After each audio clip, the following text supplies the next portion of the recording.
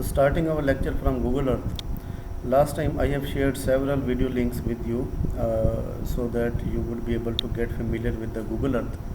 So this is the Google Earth. Here we have a map of Indus Basin, this black boundary, this one, and here we have Pakistan boundary, and we can delete it, and all this data is into one folder. Here we have Indus River, here we have Jhelum River, and here we have Chenab River.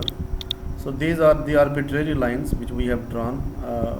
We can also use to draw the Ravi River. For example, if we want to add the Ravi River, so you can make the folder like this way. My places, right click, add and folder. So in the folder, then you have to prepare the data in the folder, like I have to add the path, and the river name is Ravi, and I will assign the color like this one and a width of 4. Then I will start to draw the Ravi. So this is a Ravi River between the boundary of India and Pakistan. So I will use to draw it from this point. You can draw it with more accuracy if you zoom it, but it is a little bit time consuming, but it will provide you a more accurate view of the river. So for the time being, we will draw some arbitrary lines like this way. So in this way you can draw the rivers, you can add the city names, you can draw the polygons like boundaries of university and so on. So in this way you can draw the Ravi River, and okay. So if you want to add the city's name, you can check this one. So we have Gujranwala, Faisalabad. So in this folder, add and place mark, and add Lahore. You can zoom it to any house, any location, any building, and you can name it. So for arbitrary point like Lahore, and you can also draw the polygon, like if we want to draw the polygon of this Mangla Dam, then you can add polygon, and the style color, it will be just outline with a red color, okay, and a width of 4, 3 or so on. So you can draw the polygon. If you can draw it more accurately, if you zoom it, like if we can zoom it, then you can draw it more accurately.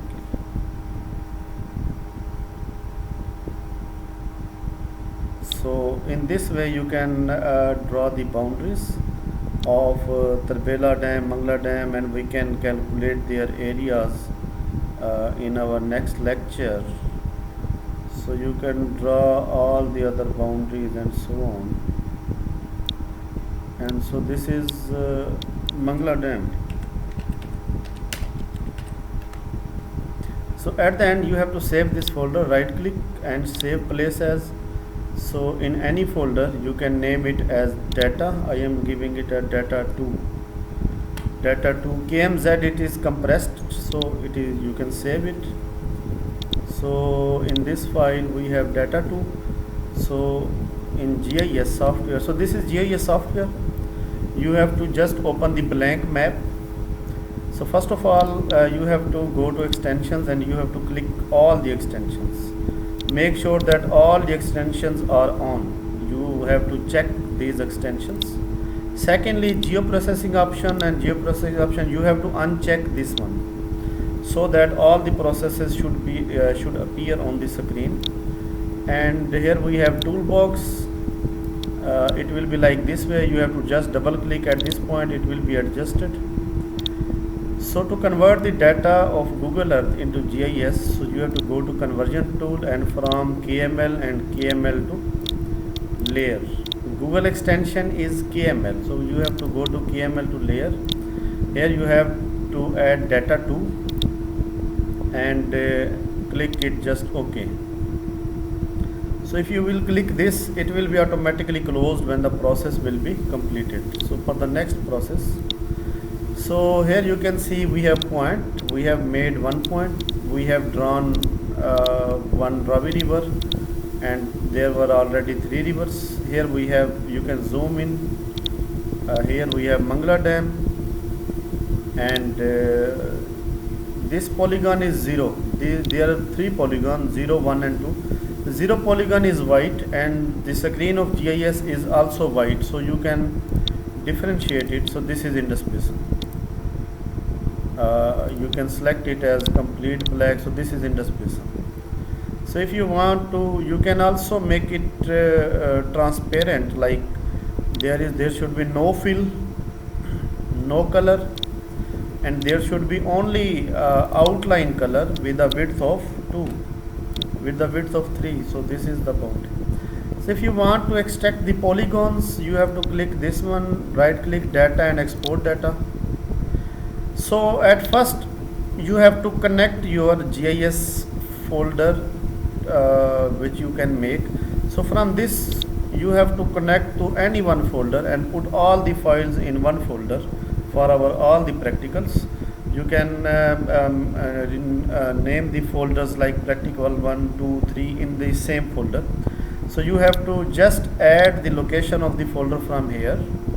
So I have added the location like D, video lecture, and in video lecture I have prepared practical 2 and folder of shapefile. So we will create several shapefiles. So I have created a separate folder. In this folder I will put like polygons .shp. shp is extension of shapefile.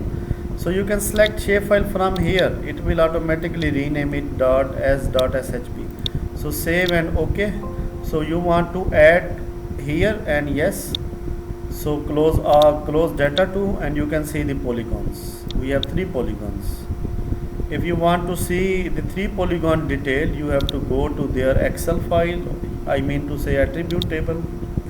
So here you have mainly 3 polygons.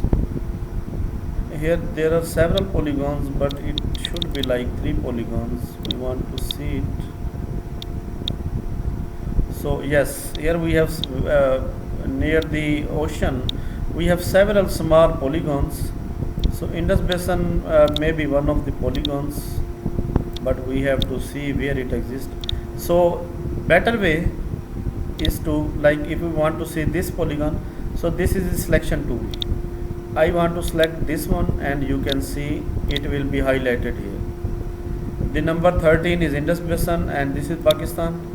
The number 14 is Pakistan, and this one we have the last number because we have drawn this at the end. And you can select shift to unselect the features. Now the only last number is selected. So if you want to select Indus Basin also, you can select with shift, and you want to select Pakistan also, you can also click with shift. So in this way you can draw this table. So here we have our attribute table, here we have table of content. You can see we have table of content. Sometimes they combine into the same tab, so there is no need to be confused. If you have deleted this table of content, you can find it from here. Here we have table of content. Now again data 2, if we want to select the polylines, I mean to say multiple line, then again data export data, and you can name it as lines or rivers underscore test dot shp, enter. And if you want to add here, and OK and yes, so these are the rivers. If you want to select this one, only Indus will be selected. So these are the rivers. You can select and unselect from here. So right click attribute table,